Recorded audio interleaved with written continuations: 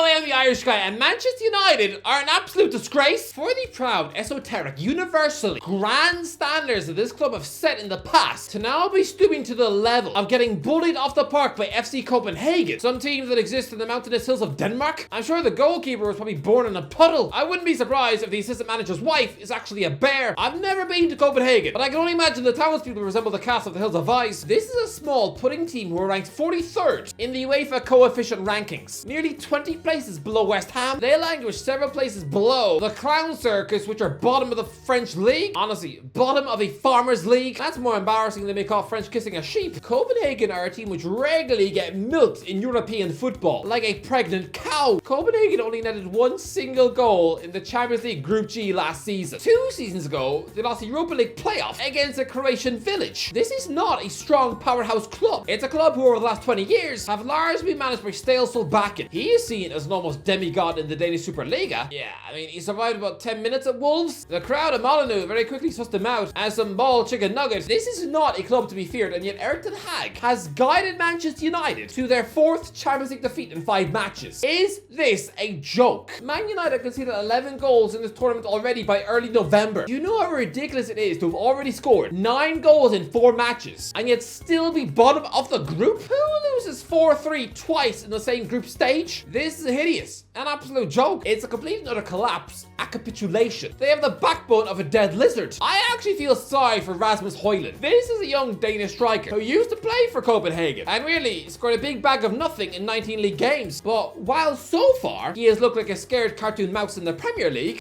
he's absolutely turned it on in Europe, scoring 5 goals. And yet his teammates keep defending like a gang of hormonal sheep. There are so many Manchester United employees who are letting themselves down. It's like there's a toxic smog ripping through the entire club. I wouldn't be surprised to learn that the tea ladies have accidentally been mixing cat piss into the milk. Even the club's groundsman has probably accidentally killed 4 bunny rabbits just trying to mow the training pitch lawn. But I have to pick on Rafa Varane for a minute. This is a world superstar defender who should know better. He's got what, 5 Champions League medals at home in his sock drawer? Yeah, I know Erik ten Hag lined up with those ex-Leicester City centre halves, but Varane, world star Varane, entered the fray after 16 minutes. You should never be conceding 4 to a team from Denmark if you've got Varane at the back. This is a man who should have been a calming influence on the team. Honestly, he's been a joke, and he doesn't get enough criticism. I don't care that Marcus Rashford was sent off for a stupid stamp before half-time. The team were already 2-0 up and coasting. I'm not sure why Rashford uncharacteristically flashed out. Maybe he'd seen a hungry child in the crowd, having to lick chewing gum off his seat. Maybe he just remembered that Mark Goldbridge exists. I'm not sure. But yes, he lunged into a stupid stamp, which could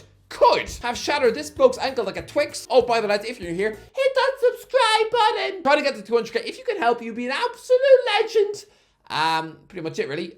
All of you are heroes. Back into the video. Anyway, Varane is supposed to be this club's marquee superstar. He is the one player in the squad who exudes complete and total success. And yet now, here he looked a bit like Pascal Sagan. If he was weighed down by rocks in his shorts, he looked like Fred Flintstone trying to swim. Varane was slower than a wheelie bin, stuffed with scrambled eggs and bags of cat wee. Look, I know that Man United have lost at this ground before. Sir Alex Ferguson saw his team lose 1-0 at Copenhagen in November 2006. Weirdly, the club then noted the lack of firepower that evening, and so responded to that power's defeat by loading in Henrik Larsson from the Swedish hills. Honestly, he probably received a phone call whilst he was eating his lunch on the back of a cow. Honestly, what do I think life is like in Scandinavia? But yeah, strangely, here, 17 years later, as often as Pennywise visits Derry, Larsson's son was in the Copenhagen team. Hojlund's brother was on the bench, which must have made their parents feel conflicted in the crowd. I mean, do you think his mom really felt comfortable celebrating her son's brace against her other son's team? It would probably feel a bit unnatural. Like some sick weirdo cheering when the dog gets eaten in a terrible vampire film. Lads, this isn't just about this game. This is about Manchester United standards in the Champions League being an absolute disgrace. In our lifetime, the golden age for Manchester United in the Champions League was between 2007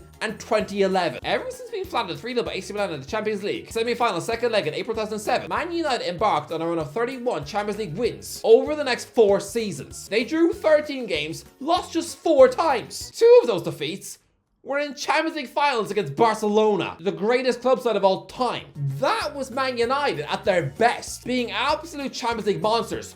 That was the best Man United team I have ever seen. That is the standard the club should be aspiring to. Since then, Since that Wembley final in 2011, their European standards have fallen off a hill and into a barrel of pig dung. Even on Sir Alex's watch, this club's Champions League standards dipped in their final 2 seasons. You can't tell me they didn't. They failed to make it out of an easy group in 2011, finishing behind Benfica and Basel. Again, it'd probably be less humiliating for the club if Wayne Rooney had been exposed by the tabloids for cheating on his wife with a monkey from the zoo. Since that Wembley final in 2011, this club in European competition have managed to lose the likes of Basel, Ajax, Athletic Bilbao, Galatasaray, CFR Cluj, Real Madrid, Olympiacos, Bayern Munich, PSV Eindhoven, Wolfsburg, FC Midtjylland, Liverpool, Fenerbahce, Final, Real Madrid again, Basel again, Sevilla, Valencia, Juventus, PSG, Barcelona again, Astana from Kazakhstan, a place where there's probably such a shortage of dirty products that the players need to go out there and squeeze milk from a goat into the bowl of Nesquik before every match. Where was I? Oh yeah, again, Sevilla again, PSG again, RB Leipzig, Istanbul Başakşehir, Roma, Young Boys, Atletico Madrid, Real Sociedad, Sevilla again, Bayern Munich again, Galatasaray again, and now Copenhagen. Look at that run. There's more L's there than on a Welsh map. This isn't just about Erik ten Hag, although make no mistake about it, he is doing an awful job. He should probably have already been nervous about Copenhagen, considering his name is almost buried in theirs. But overall, as a club, you've gotten into this nasty habit of repeatedly embarrassing yourself in this competition. We all remember the collapse in December 2020, the rock bottom moment, when Man United traveled to RB Leipzig, a team they crushed 5-0 just weeks before, a team with all of the history of a Chuck E. Cheese, a team who were only invented just a few days before Man United's Champions League final defeat to Barcelona in Rome, a football club who are not yet old enough to order a drink at a bar. Honestly, they're just 14. This was a must not lose match. And they managed this. They managed to keep a clean sheet for just 2 minutes. Justin Kluivert made it 3-0 after an hour. Again, another little boy whose daddy, Fergie, had tried to sign. Ozzy, the club bid £9 million for Paddy Kay in 1998. 9 million. That was like James Bond's supervillain money back then. But that collapse in Germany was unforgivable and a giant stain on Ole Gunnar Solskjaer's credibility as a motivator. Lads, I know that the neutrals love a crazy Roy of the Rovers, Kevin Keegan-esque high-scoring match, but I am sorry. There is a way to lose in the Champions League, and it's not by a nutty score. Sure, losing a hard-fought, grueling match 1-0 or 2-1, fine, you've retained your dignity. But if you're scoring 3 goals and still leaving the pitch with 0 points, which this club have done twice now in this group stage, then it's a terrible, awful look. I won't give you a pat on the back. It's embarrassing. It proves that your team is good enough to score the goals and get the win. But it's just that your hopeless defending and complete lack of a game plan makes you look like a circus for deaf clowns. Manchester United used to lose with dignity in this tournament. The last time Fergie lost a Champions League game by a chaotic 3-2 was a group game against Deportivo La Coruña in 2001. Weirdly, just 3 years later, that same Spanish giant would be unable to score a Champions League goal past Shelburne in North Dublin. Before that was a 3-2 loss against Real Madrid in 2000. That is it. Ferguson lost 2 Champions League games 3-2 and never won by 4 goals to 3. What does that tell you? That he was able to keep it tight on a European night. Manchester United now are an absolute joke. This isn't fair to their fans. Losing to Copenhagen in the Champions League, sitting bottom of a very routine group. Yeah, I know they're not the only English team slumped to the foot of their Champions League group this week, but I am sorry. Newcastle are in a group with AC Milan, Borussia Dortmund and PSG. I mean, that's like a piglet being chucked into a cage of lions and being told to dominate. But Man United's group, sure, they're placed in with a European monster like Bayern Munich. I mean, someone who they actually beat in the Champions League final once, but whatever. Okay, let's pretend they're out of reach, fine. But the other two are from Turkey and Denmark. Galatasaray and Copenhagen are outfits that would not look out of place in the Europa Conference League. I mean, chuck Manchester United into that competition, and they look more out of place than Dennis Bergkamp on a plane. I don't know what else to say. It's just a complete and utter disgrace. And Manchester United fans, they deserve better than this. I'll say it once, I'll say it 1,000 times, but Erik ten Hag out.